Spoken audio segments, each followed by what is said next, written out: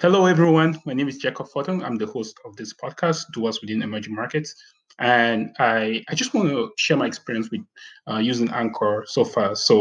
When the pandemic started, I thought about starting a podcast, and the whole idea was to bring in some really amazing folks that are doing some great work in their respective industries within the emerging markets. And the Anchor platform really helped me get the word out there and also just make it a lot easier for me to invite the guest and just share the amazing experiences they've had and the amazing work they're doing in their respective industries within the emerging markets.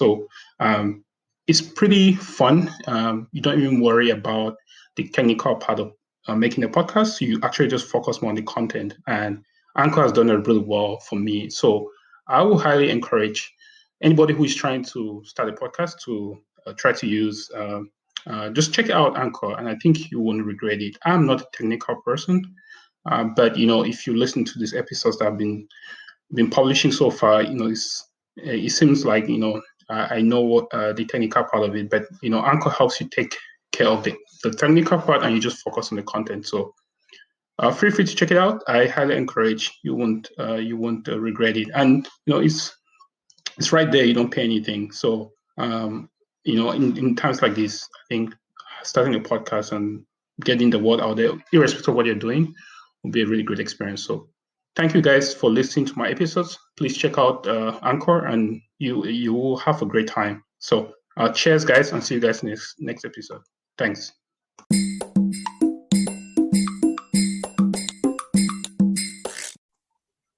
Hello, everyone. Thanks again for tuning into Doers Within Emerging Market, Time for Emerging Markets. I'm so honored that I have an amazing guest here, David Akinin. That's right. I hope I pronounced it properly. David Akinin is such an amazing. When I kind of got his profile and looked at his LinkedIn and the amazing work he was doing, I felt it was just I had to bring him on the podcast. So thank you, David, for being here, and I'm honored that you had the time to be here. So please, can you introduce yourself? Yeah, so much, Jacob. My name's David. Obviously, you've shared that. I'm originally from Venezuela. I'm Moroccan. My dad's Spanish. I finished high school in the United States. Left the horrible situation that Venezuela has been going on for now. We left in 2003. So a lot has happened. I think more awareness driven to it. And I spent some time working at Google and during my internships, during my bachelor's degree at the University of Chicago. I speak 6 languages. I am passionate about the emerging markets, the fusion of technology and finance. I spent a good 3 years almost of training at Credit Suisse in investment banking out of New York, and then out of South America, out of their Chile office. And then I came out to Namibia in Southern Africa, where I have been an entrepreneur for about 7 years.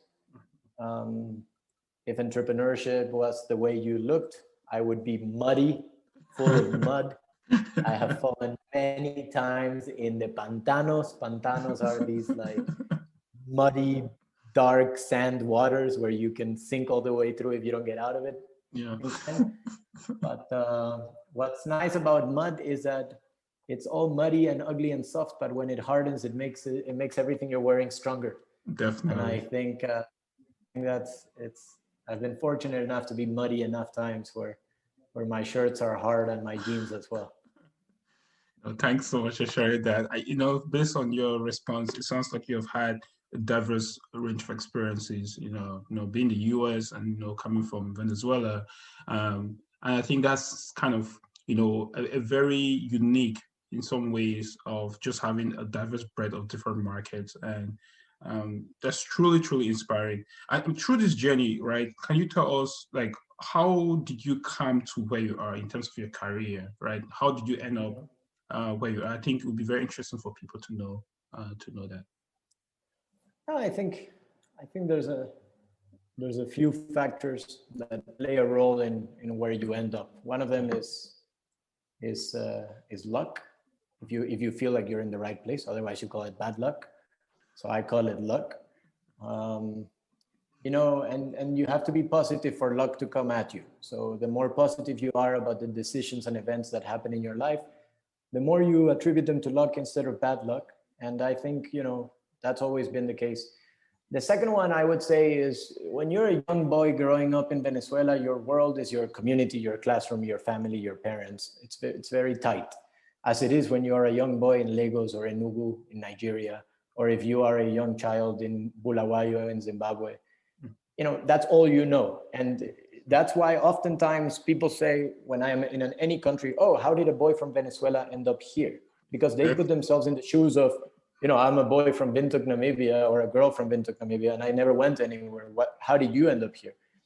And I think, you know, in retrospect, it looks like a positive story, but when you're going through the story, it's what's happening around the world with globalization, right? Yes, Some economies are being affected negatively and positively by globalization, and it makes people move around the world, and they take their kids with them and expose them to new things. In my situation, my brothers and I were kidnapped growing up in Venezuela, and it burst our bubble. You know, if you live in a bubble, this can easily burst it. And yeah, for my parents, it was difficult. They became immigrants. We left afterwards. We left the country. We moved to the United States. And for them, it was a big struggle to pick up the arms and start a new country. But also, they did it with such effort, and they guided us with the same values and ethics that they would have in our own little bubble, that it opened my world, you know? Actually, when I was in high school, I was fortunate enough to take a dual enrollment course at a university. And my professor was an African man from Cote d'Ivoire.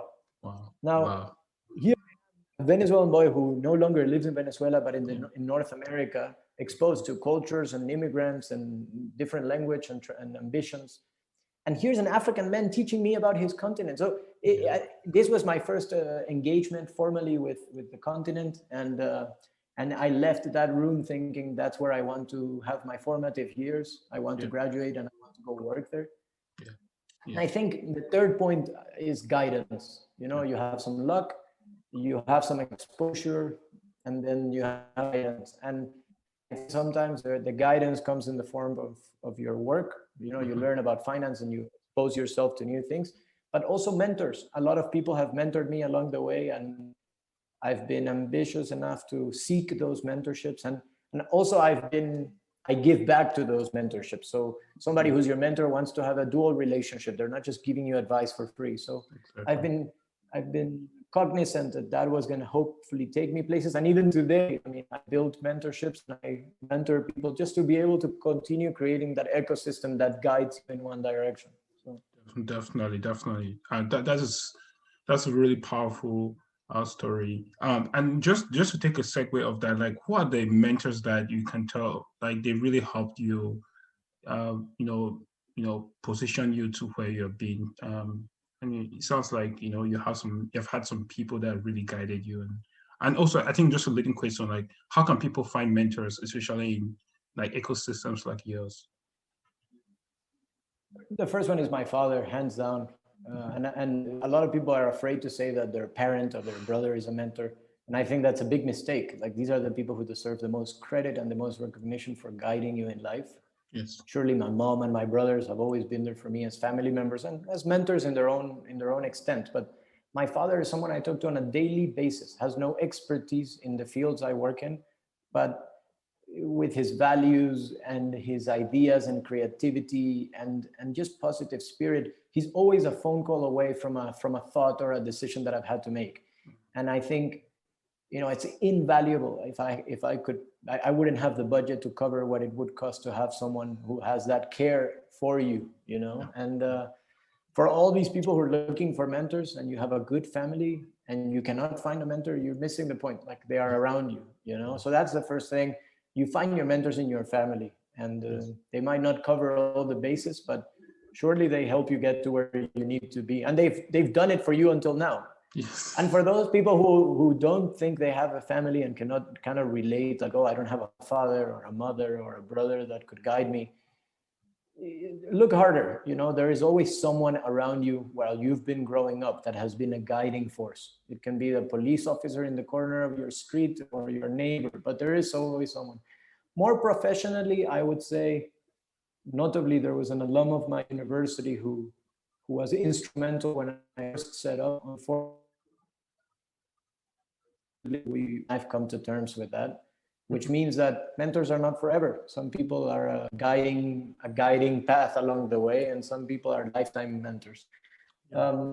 Some friends of mine are mentors, people who are my age or even younger, who've done what I'm about to go do. So, right now I'm in a capital raise process for a startup we have. I don't shy away from picking up the phone to a friend or a person I know and saying, hey, I'm trying to raise money and I don't know how this works. Would you guide me? Exactly. And it is as simple as admitting to yourself and the other person that you need help. Exactly. And with the sincerity of why and for what. And I think that's how you get the mentor. It's an informal process. Somebody can mentor you for an hour and somebody can mentor you for a lifetime, like I said earlier. So yeah, I think the best way to find someone to help you is to pick up the phone or to send a very sincere message. The shorter, the better, so that it doesn't feel like you're beating around the bush. And just say, like, I've noticed you're doing this and I would love to learn more, or I would love your help on figuring out what I'm about to do. Definitely. David, I want you to be my mentor. No, man, anytime. Like I said, find something we can have a talk about. And what's really important about mentors, man, it's that, we put it a title almost like as if it's a board member of a company. Like, it's not so formal. It's a relationship building thing. It's a conversation. And one of the things I feel people miss, and it could have been me at a younger age, but I'm very cognizant of it now, is that when somebody's giving back to you, find a way to be retroactive, to give something back.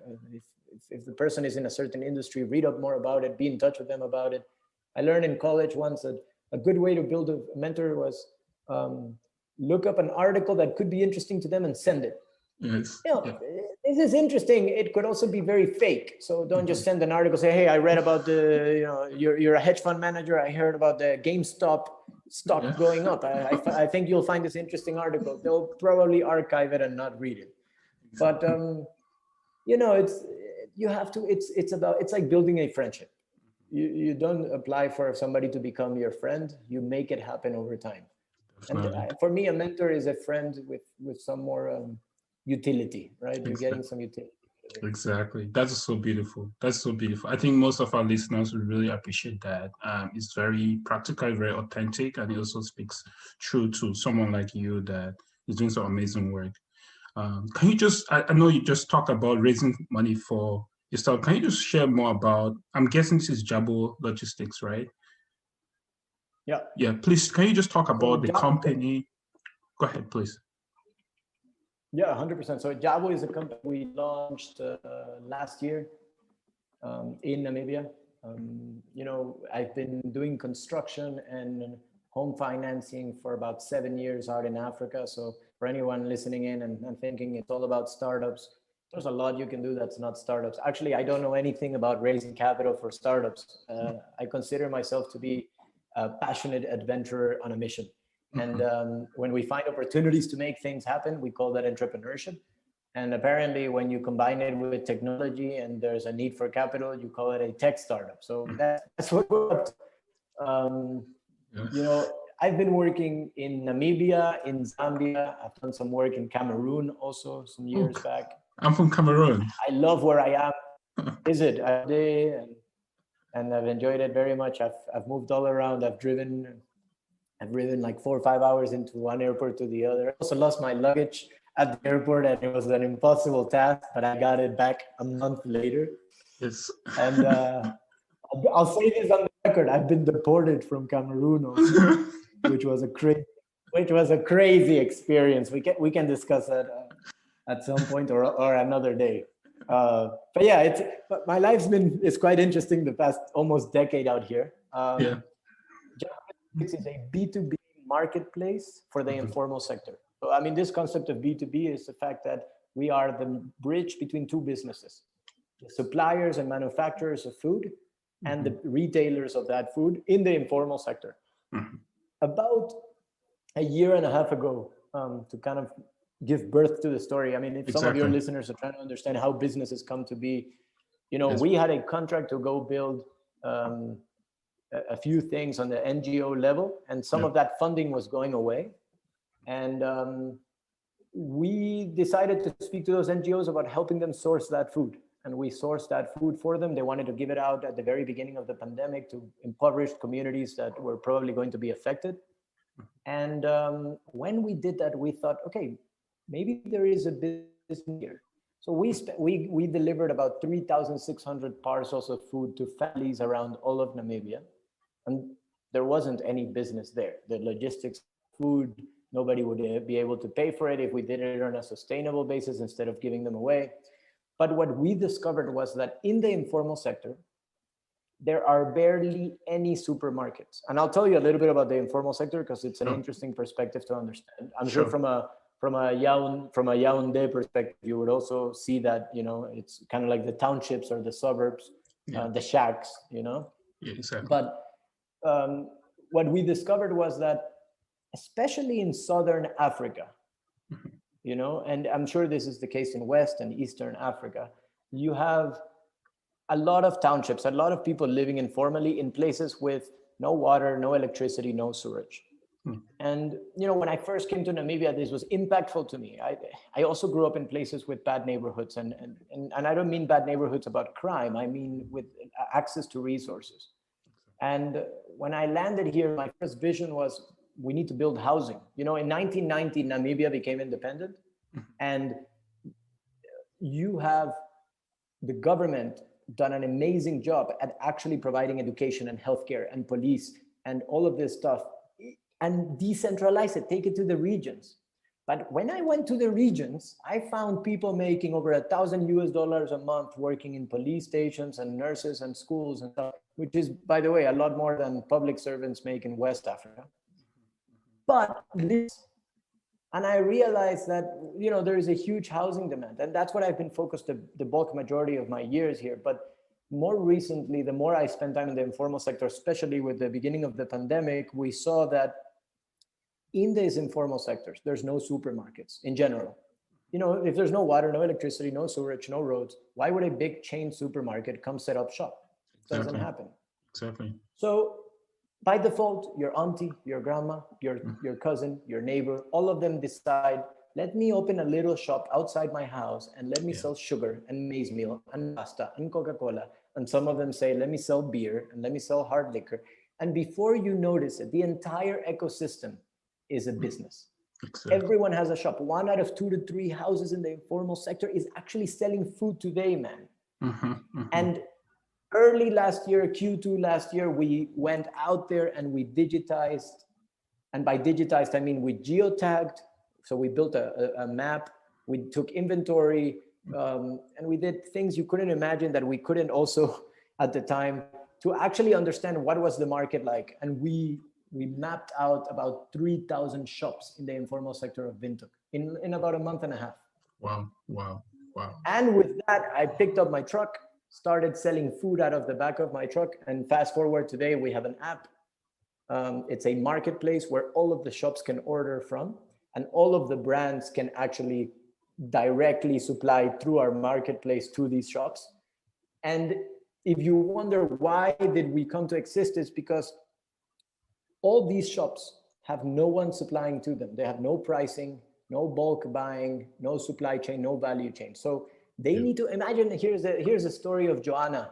She wakes up 6 a.m., 5 a.m., gets into a taxi, leaves her kids with the nanny who's charging her per hour until she comes back, goes all the way to the center of the city to a supermarket and buys at retail prices what she can carry in her 2 hands.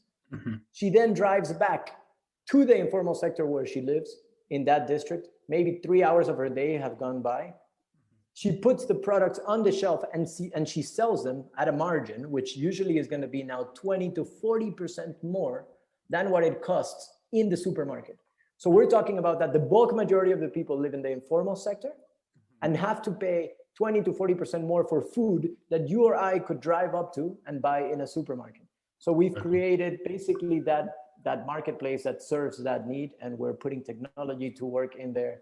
And And it's been an amazing. We launched the product officially at the end of August 2020, and it's been an amazing growth. The pains of growth are real. I've been reading a lot of articles about the pains of growth. I mean, we've been growing approximately 30% week over week since we launched. Wow, that's really good. There's weeks where we grew 70%. We were growing a lot less at the beginning because I wasn't putting working capital and credit lines to it. Yep. So there's weeks where we're launched and we've entered a bunch of new segments, and yeah, that there's a lot of pains to that, but it's very exciting, and it brings me to the beginning of when I came here. It's a discovery stage. Yeah, definitely. And I know growing up in an ecosystem like that, I really understand where you're coming from with that informal sector and how that actually is like the engine behind most of the commercial activities. So it's truly, truly brilliant. Such an amazing work you're doing. And I think it speaks a lot to, I think you're just like your vision and, just even how you're talking about the growth. It shows like you're a tenacious person and you can actually move a team to make things happen. So I'm really excited for you. I think this. No, thanks. It's exciting. It's overwhelming, and at the same time, it gives you that butterfly feeling like you're building something. Yes. I'm also super fortunate. Two of my brothers live out in Namibia. They've moved here over the years while I've been here. And it's so great to also have family with you. So when you're in a new market and you're trying to build something, it's so important to have support. Like mental health is such an important topic that I don't think it's talked about enough. And I think family in a way is a really good way to keep that in check. Make sure you have people around you that are supportive, and also building a good team. Like, I'm always trying to learn how to hire better. I've had some crazy experiences, man. I've hired someone. It took me 2 months to hire them. They're 2 days on the job, and then the third day they don't show up. You ask them what happened. They said, "Oh, I got an offer for another company also, so I just changed jobs." But it's like, what? And you telling me now? Like, I went 2 months to recruiting you. So there's a lot of crazy experiences that can happen from a hiring perspective, sourcing, technology building, and just making sure that you treat the business and the people in the business like your own family. Definitely. Is really where you can build something, to me. Yeah, and just to digress a little bit, I think this is very important. Mental health, especially in a space in a continent like Africa, right? It's not something that is really there's not a lot of spotlight on that. I know mental health is I think it's becoming more of a pandemic in a sense, but I know specifically in entrepreneurship it's becoming very, very challenging, especially when you're building something of that growth. Can I just maybe it can be a little bit personal, like how it's so important to take care of your mental health and how you have navigated that. And I think most people will really benefit a lot from if you can share a little bit about how you have gone through that. Yeah, look, man, I mean, my first response will be, I'm not perfect. So surely I have a lot of good, positive energy that I try to bring to the table. And I also have some good brothers that can remind me when I'm not doing that. So if I'm highly stressed and they notice it, they'll call me out on it. So I think the first one is surrounding yourself by people that can be real, that can tell you things when they are not the way they're supposed to be. I mean, I'm working 18-hour days sometimes, and it takes one of my brothers to knock on my door and say, "Are you kidding me? Like, you're gonna burn out," Exactly. Or just to remind you, "Hey, are you gonna come home for dinner? Like, do you want to hang out for dinner? Like, what are you doing at the warehouse still, at the distribution center?" So I think just don't disconnect from the people that care the most about you. That's honestly been the only reason I've been able to build Jabu to where it is now with that we have. Because I think not only my brothers, but some of the team members at the lowest level, I'm talking about the cleaner of the warehouse to the driver, all kind of are looking out for each other. And when, I've had 2 moments where how do they say in French, shit hit the fan, and one was a labor dispute. It was like 10 p.m. People were still at the distribution center, cash center, like everyone was overworked, and somebody decided to write me an angry email. And I had 2 options. One was ignore, Yep. which is like what most entrepreneurs do when you're afraid of a problem. And this is real. I'm talking real. I've done this many times as a mistake, especially in construction. Like you see a problem coming and you're afraid you don't know how to fix it, so you ignore it and you hope it'll go away, or you hope tomorrow you'll wake up with a solution. Yes. And I was driving home from an office and I see there's a problem at the distribution center. People are overworked. They feel, like that it's late, and it's not my fault. It's not their fault. It's just the business grew too quick. And I thought like, okay, they're right about 70% of the email. They're wrong about 30% of it. Should I reply to the wrong? Should I reply to the right? I made a U-turn. I drove all the way back and I faced the issue face to face. And I'm telling you, like, that is the number one mitigant of explosion. I mean, face problems when they come up, otherwise they add up. It's like not answering emails. If you don't answer 20 emails every day, you have 100 emails by Friday, you're not going to have a good Saturday, Sunday, because your head is thinking there's 100 emails I didn't reply to. Exactly. So, it was interesting. I spent that night hugging the employees who were at the distribution center, talking to them, only talking about the things they were right about. The things they were wrong about, I left them for another day. I reassured them about the points they were talking about. I bought them dinner. I mean, I did what I had to do. I drove them home one by one. It took me an hour and a half. I got home at midnight. But, this was me driving home in a potential state of depression or anxiety, or you can name all the medical things. I don't like to even label them because then you yourself. Yeah. All these problems could have exploded in my mind over a few days. And I just thought, if you don't target the issues, you don't fix them. You just grow them out. And I feel, if I'm qualified to give one advice, it's that one. It's don't let the issues grow bigger. Fight them. They're not going to fix themselves. If somebody's angry or anxious at you, or they feel underrated or underappreciated, take a moment to really just target that conversation. It will give you mental health. Yeah. That is true. And it's not, I don't think it's just for entrepreneurship, it's in life as well, right? I think this transcends our day-to-day, regular lives. And well appreciated. 100%. Thank you so much. Thank you so much for sharing that. This podcast is about emerging markets, time for emerging market doers within emerging markets. Amazing people like you doing some extraordinary work on a continent like Africa. We have listeners from Peru, Taiwan, and Vietnam, and they're all curious, or they are thinking about how can they be players within this market. So based on your experience, your diverse experience, I would say, can you give us an idea of something that people should know before they get into a market like Namibia?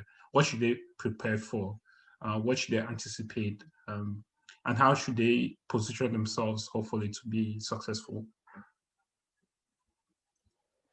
Yeah, are you asking from a lens of entrepreneurship, like somebody who wants to come and do entrepreneurship in Southern Africa or a country that is similar? Yes, exactly. Yeah. When I worked at a bank, I was interviewing for private equity. And I was traveling for all my block leaves to the African continent. I went to Nigeria, I went to Angola, I went to Ethiopia, I went to South Africa, Namibia. And I was trying to find out, what do people do and what could I do? So, I mean, travel is number one. If you don't know I was doing financial modeling at Credit Suisse. I mean, I was an investment banking analyst. Yes. I thought I was a really smart guy with great ideas until I got to the bank. I mean, there's two things that happened to me there. One is your ideas were not welcome. And the second one was everyone, because they all had better financial modeling experience, or they were quicker in Excel. So I had to hustle, man. I had to really try to figure out how to do my job. Yeah. And over time, I learned that. What was the second thing in the bank? I missed that out. Yeah. What was it? The first, I think you said the first one, Chloe. The second one, I missed what you said about banks. Yeah. So the first one that I said at the bank is that my ideas were not always welcome. Yes, exactly. And the second one is that I also felt like I thought I was a really smart guy, but when I got there, everyone was extremely smart, and I considered them all smarter than me at what we were doing. Maybe I spoke better languages, or whatever the story was. And I was so fortunate. I did SEO and MLT, which are two programs in the United States that help with this stuff. But, at the end of the day, man, like what I realized also was that I needed to find out what was my skill set outside of the skill set I was building in banking. Like I went to banking and as the years went by, I became really good at what I was doing and very appreciated. And I was fortunate enough to move to Chile with the bank and help open the office there, and a lot of really great experiences. But traveling to Nigeria, to Angola, to Namibia, to South Africa taught me one thing, especially in Nigeria, is that my voice counted. And you have to find a place where your voice counts to go do something. Because if you're confident about who you are and what you bring to the table, you can be confident about whatever you build around that premise. Yeah. And the last thing is, when I traveled to all these places, something I did, which I really recommend to anyone starting a business, was you land in a country, you go to an accounting firm, forget all these, I'm going to introduce you to the mayor of Yaoundé and the top businessman of Douala and my uncle who has land.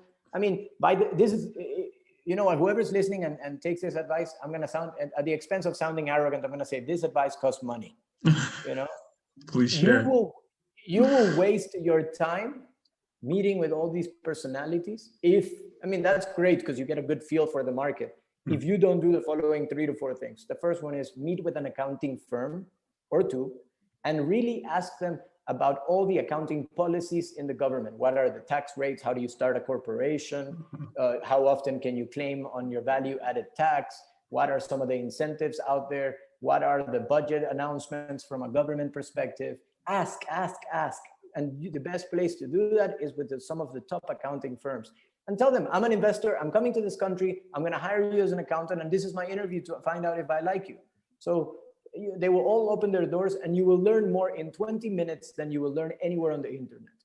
Number 2 is go see a lawyer, a corporate lawyer or two, and tell them, I want to register a company. How long does it take? What do you feel? How is the government? Have they paid their debts? Also ask them, what is the land, if you're in the development business like I was at the very beginning, what is the land titling rules? Can you own property in this country? How does that work? Go into so much detail about legal things.